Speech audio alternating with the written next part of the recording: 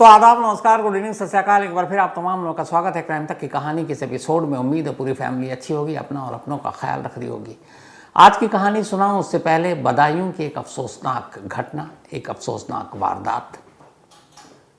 हुआ यूं कि कल 19 मार्च को एक शख्स जिसका नाम साजिद है, वो अपने पड़ोस सामने एक के घर में जाता है। वहाँ एक महिला थी, उसके 3 बच्चे थे, उस महिला की सास थी। और ये जो महिला थी, इसके घर के ही एक हिस्से में ब्यूटी पार्लर का वो काम किया करती, अपना ब्यूटी पार्लर था उसका, और ब्यूटिशियन प्रोडक्ट भी बेचती थी। और उसके घर के सड़क के दूसरी तरफ एक नाई की दुकान थी, और वहाँ साजिद और उसका भाई जावेद ये लोग काम किया करते थे। दोनों घरों के रिश्ते अच्छे थे। कल शाम को साजिद अचानक पहुँचता है और जाकर उस ब्यूटी पार्लर के ओनर से कहता है कि मेरी वाइफ की तबीयत ख़राब है, 5000 रुपये उधार चाहिए। ब्यूटी पार्लर के ओनर अपने हस्बैंड को फ़ोन करती है, वो ठेकेदार हैं और शहर से बाहर थे बदायूं के। तो उनसे पूछती है और पूछकर 5000 रुपये दे देती है। उसके बाद साजिद उस घर के 2 बच्चों को कहता है चलो थोड़ा छत पर घूम कर आते हैं। दोनों बच्चों को छत पर ले जाता है और फिर चाकू या उस्तरे से उन दोनों बच्चों को मार डालता है। मारने के बाद जब वो तीसरे बच्चे को मारने के लिए जा रहा था, तभी चीख पुकार मच गई। घर के लोग जान बचाकर बाहर भागे।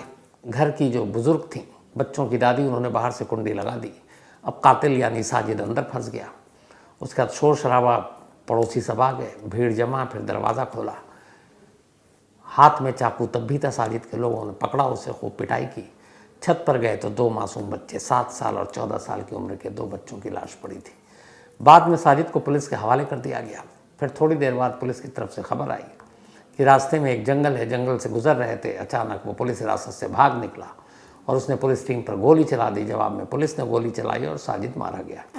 हालांकि इसमें अब डीएम ने जांच के आदेश दे दिए। उसकी वजह यह है कि जब उसने दोनों बच्चों को मारा तो उसके हाथ में उस तरह चाकू था। पब्लिक ने उसको पकड़ा, पीटा, तब उसके पास वही चाकू था जो छीना गया। तो अब सवाल यह है कि पुलिस हिरासत में वो अचानक तमंचा कहाँ से आ गया, क्योंकि पुलिस ने कहा एक कट्टा था जिस पर गोली चलाई। तो इनकाउंटर को लेकर जो भी सवाल या डीएम ने जो जांच की वो अलग चीज़ है। लेकिन 2 बच्चे 7 साल और 14 साल की उम्र के, अगर मान लीजिए घर के किसी शख्स से दुश्मनी भी है, तो इन मासूम बच्चों ने तो कुछ किया नहीं होगा, इनकी उम्र ही क्या है दुश्मनी करने की। तो इन दोनों को साजिद ने क्यों मारा? 24 घंटे से ज़्यादा हो चुके हैं।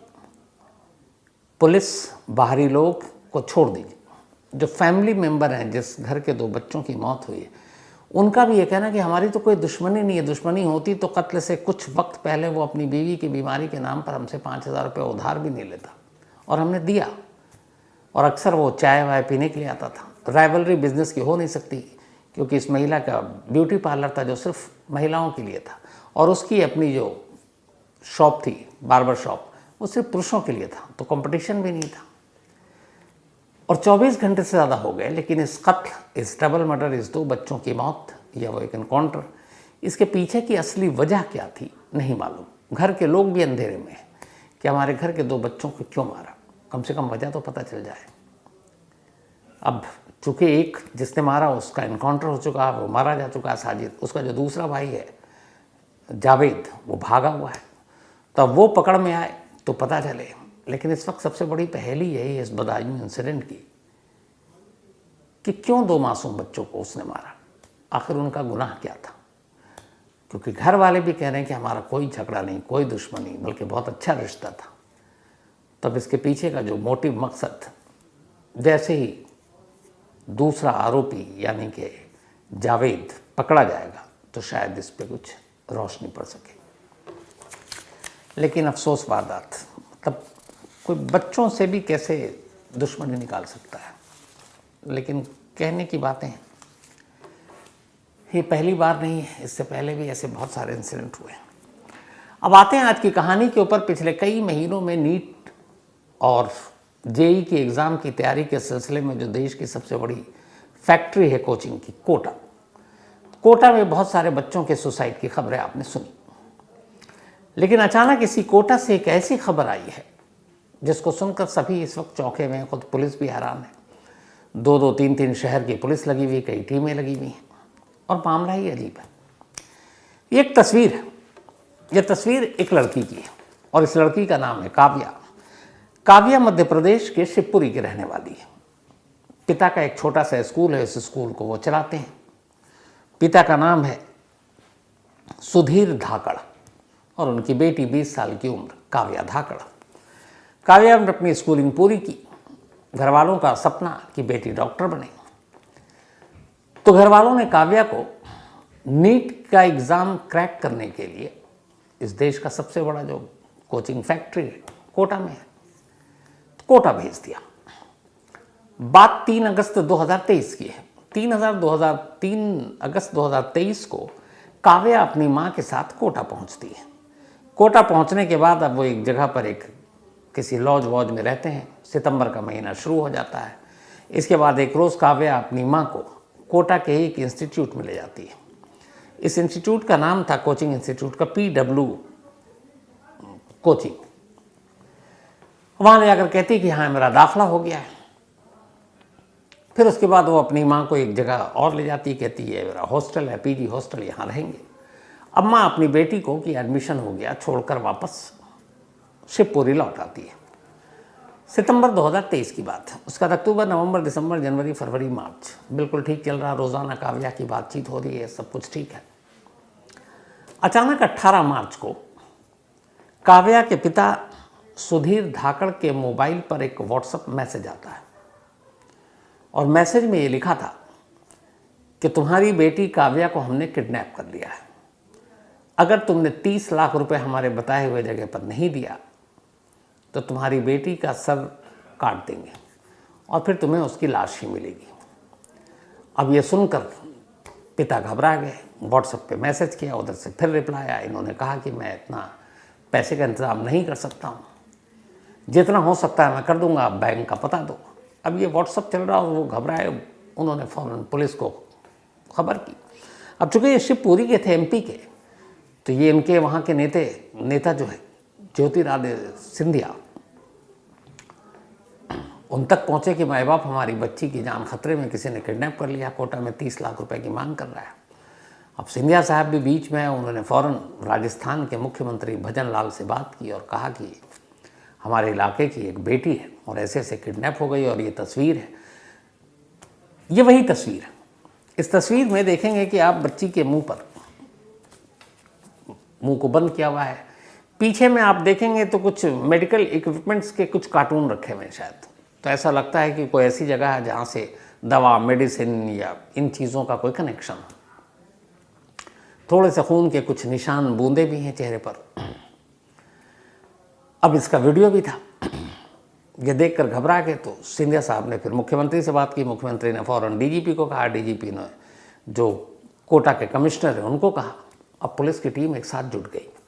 इधर फादर अब शिवपुरी से कोटा पहुंच जाते हैं। वहां पहुंचने के बाद पुलिस को कंप्लेंट लिखाते हैं।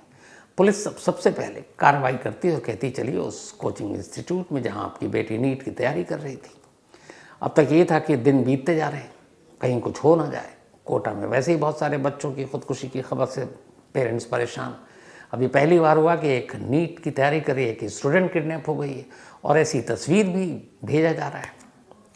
तो पुलिस के पास तस्वीर भी है, लड़की बंधक है, 30 लाख रुपए की डिमांड है।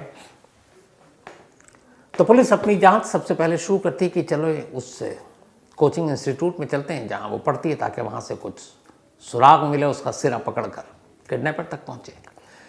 तो पुलिस की टीम लड़की के पेरेंट्स के साथ PW कोचिंग सेंटर पहुंचती है जहां सितंबर में उसका दाखिला हुआ था। वहां पहुंचने के बाद पुलिस पूछताछ करती है कोचिंग सेंटर के ओनर से कि भाई तुम्हारे यहाँ की एक स्टूडेंट है, ये गायब हो गई और आपने पुलिस में रिपोर्ट क्यों नहीं लिखाई। कोचिंग सेंटर पूछता कौन सी लड़की, क्या नाम है। बताया जाता है कि इसका नाम काव्या धनखड़ है, उम्र 20 साल है, शिवपुरी की रहने वाली है। सितंबर 2023 में आपके यहाँ दाखिला उसने लिया है।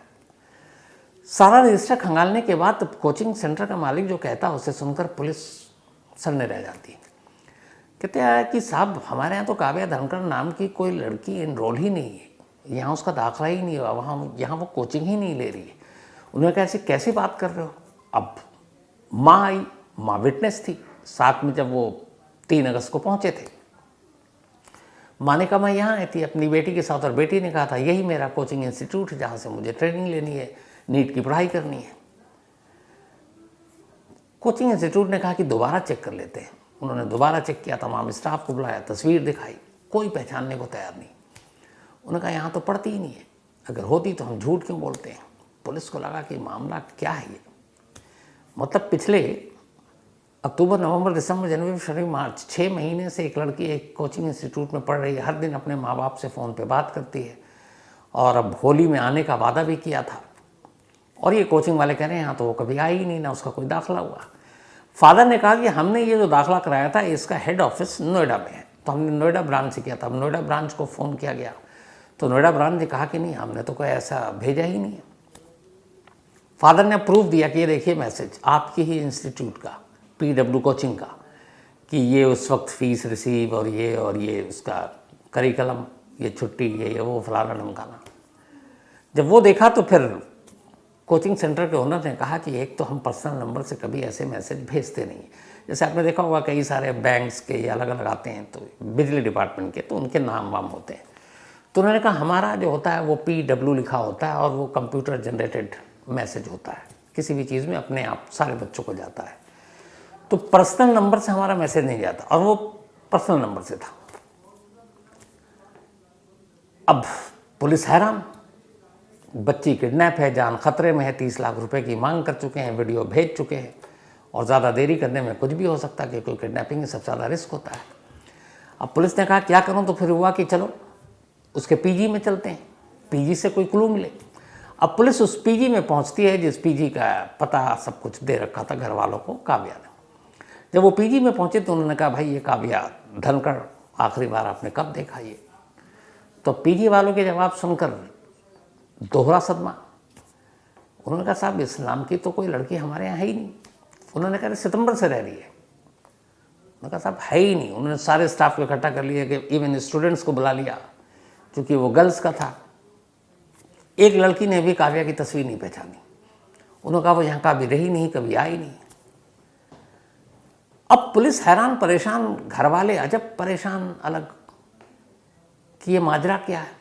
सितंबर में अपनी बेटी को नीट की स्टडी के लिए कोटा के इस PW इंस्टीट्यूट में दाखिला कराया, फ़ीस दिए, अच्छी खासी फ़ीस होती है। फिर कोटा की एक PG में उसको रहने का इंतज़ाम कराया, और अब ये दोनों कह रहे हैं कि नहीं हमारे यहाँ पढ़ रही है ना हमारे यहाँ रह रही है। तो फिर ये बेटी 6 महीने से कहाँ रह रही है और क्या कर रही है। अब जब ये पुलिस को पता चला तो फिर पुलिस ने कहा कि देखिए आप सारी बात सच बताइए। अब पेरेंट्स ने कहा कि सच ही बता रहे हैं। हाँ, इससे पहले उसने इंदौर में रहकर कुछ दिन ट्रेनिंग ली थी डॉक्टरी की पढ़ाई की, लेकिन वहाँ 1-2 लड़के थे जो उसे छेड़ते थे, तो हमने फिर उसे इंदौर से हटाकर शिवपुरी बुला लिया। लेकिन उसे डॉक्टर बनना था, तो हमने कहा कि कोचिंग तो करानी पड़ेगी, तो शिवपुरी से फिर हमने वापस उसे कोटा भेज दिया था। लेकिन हम खुद हैरान हैं कि कोचिंग इंस्टीट्यूट वाला कैसे मना कर रहा है, PG वाला कैसे मना कर रहा है। अब पुलिस को लगा माजरा कुछ गड़बड़ है। पुलिस की टीम ने कहा अब CCTV फुटेज खंगालते हैं। अब CCTV फुटेज खंगाला जा रहा है हर जगह, कोटा में, इधर उधर। अचानक जयपुर में एक जगह पर एक CCTV कैमरे में काव्या कैद हो जाती है, और उसके साथ 2 लड़के हैं, दोनों के चेहरे पर मास्क है। अब फादर ने बताया था कि जब वो इंदौर में पढ़े थे तब 2 लड़कियों से छेड़ते थे। इधर 2 लड़कों के साथ वो चल रही है, लेकिन जिस तरीके से वो जा रही है उसको देखकर कहीं से भी ये नहीं लगता है कि वो किसी के शिकंजे में है, यानी वो किडनैप है। बहुत ही नॉर्मल, और सड़क पे भीड़ भी है, लोग भी हैं, तो अगर वो किडनैप है तो एक शोर मचा दे तो शायद लोग आ जाए। लेकिन जिस तरीके से जा रही है उसके चाल को देखते हुए और उस माहौल को देखते हुए पुलिस को लग गया कि मामला कुछ और है। अब पुलिस ने और छानबीन की। जब छानबीन की तो एक और नई चीज़ अभी पता चली है। कोटा के पुलिस जो अफसर हैं उन्होंने अभी कुछ देर पहले मीडिया को ये बताया है कि काव्या धनखड़ अपने 2 दोस्तों के साथ विदेश पढ़ने के लिए जाना चाहती थी, मतलब विदेश जाकर फॉरेन कंट्री से डॉक्टरी करना चाहती थी, और शायद इसीलिए उसने अपनी ही किडनैपिंग का ये पूरा ड्रामा रचा, ताकि करीब 30 लाख मिल जाए, उसके पैसे से बाकी वो अपने 2 दोस्तों के साथ निकल ले और बाहर जाकर पढ़ाई करे। अभी ये फाइनल नहीं है, लेकिन ये कुछ देर पहले ही कोटा पुलिस की तरफ से एक मीडिया को ब्रीफिंग दी गई है। इसके बाद कोटा पुलिस ने बाकायदा अपील जारी की है और अपील जारी की है इस लड़की और उसके दोनों दोस्तों के नाम कि आप दोनों कहीं भी हो, फ़ौरन नज़दीकी पुलिस में संपर्क कर लो, कुछ नहीं होगा और आपके माँ बाप बहुत परेशान हैं तो आप लौटो। फिलहाल तीनों नहीं मिले, वो 2 लड़के और काव्या, लेकिन फिलहाल पिछले 2 दिनों से जो सारा धमकी और ये फोटोग्राफ्स मिले थे, वीडियो, उसके बाद से रैंसम का कोई और कॉल भी नहीं आया। अब पुलिस जिस तरीके से जहाँ पे ये वीडियो शूट किया गया है, जो पीछे कार्टन रखा हुआ आप देखेंगे जिसके ऊपर वो मेडिकल के वो सारे बोर्ड लगे हुए हैं, उन सारी चीज़ों को देखते हुए मतलब होता है ना कि छोटे छोटे क्लू से भी आप कुछ निकाल सकते हो। अगर किसी बंधक को किसी कमरे में बंद करके रखा गया और मान लीजिए कि ट्रेन की गुजरने की आवाज़ आ रही तो उसका मतलब है रेलवे की ट्रैक के किनारे में है वो रखा हुआ, कहीं बस डिपो पे उसकी कोई आवाज़ आ रही है या फिर किसी कारखाने के है तो उसकी आवाज़ आती है, किसी एयरपोर्ट के करीब है तो प्लेन के उतरने या उड़ने की आवाज़ आती है। तो उसी तरीके से एक कमरा और उस कमरे में ये वीडियो और वो तस्वीर और उस तस्वीर की इर्द गिर्द रखी हुई कुछ चीज़ें, उसके ज़रिए भी पुलिस उस जगह को तलाश कर वहाँ पहुँचने की अलग से कोशिश कर रही है। बच्चों से अपील भी किया गया है, लेकिन अभी तक तीनों मिले नहीं हैं और कह रहे हैं कि लास्ट लोकेशन उसके बाद शायद इनका इंदौर मिला है, वही इंदौर जहाँ से एक वक्त काव्या को उसके फादर ने वापस बुला लिया था। अब विदेश में पढ़ने के लिए खुद के किडनैपिंग की ये साजिश या वजह कुछ और, इस वक्त अंजाम पर पहुंचना या फाइनल बताना कि यही सच है, वो गलत होगा, क्योंकि जब तक सही चीज़ ये तीनों सामने नहीं आ जाते पता नहीं चलेगा कि आखिर काव्या ने अपने किडनैपिंग का ये ड्रामा खुद रचा, इसके पीछे की कहानी क्या है, मकसद क्या था, वजह क्या थी। इन सारी चीज़ों के लिए मुझे लगता है कि एक आध रात का इंतज़ार करना पड़ेगा, शायद कल तक इसका खुलासा हो जाए। लेकिन अगर उसने ये खुद रचा अगर, तो फिर सोचे कि आजकल के बच्चे क्या क्या सोच रहे हैं और उनकी सोच कहाँ तक जा रही है। ऐसी सोच माँ बाप पे क्या बीतती है आप अंदाज़ा लगा सकते हैं। तो फिलहाल इस अधूरी कहानी में इतना ही, जैसा इसका क्लाइमेक्स पता चलेगा आपको ज़रूर बताऊंगा। और वही अपना सिलसिला, आज मनीषा झा इनका जन्मदिन है, तो हैप्पी बर्थडे मनीषा। हमारी टीम में भी एक मनीषा झा है और ये भेजा है सिद्धार्थ शर्मा ने, सिद्धार्थ की पत्नी है Manisha, and thank you so much Siddharth ji. साथ ही आज ऋतु का भी जन्मदिन है, हैप्पी बर्थडे ऋतु। और ऋतु रोहित की वाइफ है, जम्मू से है। अश्मित सक्सेना का भी आज बर्थडे है, तो हैप्पी बर्थडे अश्मित। और इन्होंने कहा है कि आपकी टीवी पर और क्राइम तक की कहानी जब सुनाता हूँ उस पर दोनों में आवाज़ में बड़ा फ़र्क होता है। ये कई लोगों ने पहले भी कहा पर मुझे आज तक पता नहीं, हो सकता है आउटडोर और इंडोर का कोई फ़र्क हो, लेकिन जहाँ तक हाँ थोड़ा सा ये है कि टीवी पे मैं ज़्यादा एहतियात बरत कर बोलता हूँ, क्योंकि वहाँ सेकंड चांस नहीं मिलता। अगर आप लाइव हैं तो गलती हो गई तो हो गई, तो वहाँ थोड़ा सा एहतियात बरतना पड़ता है। और यहाँ कहानी में चूँकि आप सब क्राइम तक फैमिली मेम्बर हैं तो मैं कुछ भी कर लूँ माफ़ कर देंगे, तो यहाँ थोड़ा कैजुअल हो जाता हूँ। नेहा चंदेल, इनका भी आज बर्थडे है, हैप्पी बर्थडे नेहा। और ये रोनित कुमार की वाइफ है। अब सुनिए रोनित कुमार साहब क्या लिखते हैं, कम से कम ईमानदारी से एक्सेप्ट किया उन्होंने। तो नेहा चंदेल जी, एक तो पहले आपको हैप्पी बर्थडे और माफ़ भी कर दीजिएगा आज रोनित को। रोनित ने लिखा है कि आज उनकी बीवी का बर्थडे था और वो सुबह ऑफिस पहुंच गए। ऑफिस जाने के बाद जब वो घर लौट रहे थे तब अचानक उन्होंने अपनी वाइफ यानी नेहा चंदेल का स्टेटस देखा और उस स्टेटस को देखकर उन्हें याद आया कि आज उनकी वाइफ का बर्थडे है। अब बताइए ऐसे में किसकी खैर, कौन ऐसा पति होगा जो रहम की उम्मीद करे बीवी से। तो थोड़ा बहुत तो होगा, लेकिन कोई बात नहीं, पर आइंदा ध्यान रखिएगा, कम से कम स्टेटस देख कर ना पता चले आपको। तो एक रात बल्कि क्या 1 महीने पहले से पता होना चाहिए।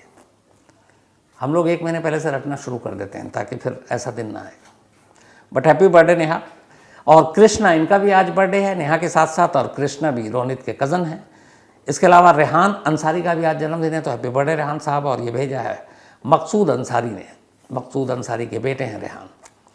नरेंद्र कुमार विश्नोई, इन्होंने कहानी की फरमाइश की है। दीपू ने कहानी की फरमाइश की है। सुमन कुमारी, थैंक यू सो मच आपका। साजिद रज़ा कहानी की फरमाइश की है। सचिन त्रिपाठी रीवा MP से, thank you so much Sachin. इसके अलावा महेश आर नेहेठे एक कहानी की फरमाइश की। तो कहानी में आज इतना ही। अब आपसे मुलाकात होगी कल रात 9 बजे किसी नई कहानी के साथ। तब तक अपना और अपनों का ख्याल रखिएगा। Thank you very much.